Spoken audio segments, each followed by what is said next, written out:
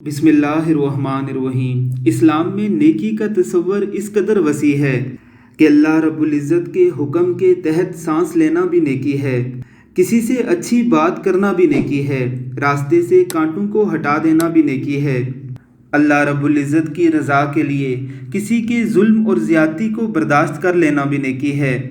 اللہ رب العزت کے لیے کسی پر غضبناک ہونا بھی نیکی ہے، کسی مریض کی عیادت کرنا بھی نیکی ہے، کسی بھٹکے ہوئے کو راستہ دکھانا بھی نیکی ہے، کسی پیاسے کو پانی پلانا بھی نیکی ہے، کسی بھوکے کو کھانا کھلانا بھی نیکی ہے، اللہ رب العزت کی عبادت کے لیے خود کھانا پینا بھی نیکی ہے، اپنے بچوں کو کھلانا بھی نیکی ہے، اپنی بیوی پر خرچ کرنا بھی نیکی ہے، غرض کہ ہر وہ چیز جو الحب للہ والبغض للہ کی بنیاد پر ہے وہ نیکی ہے۔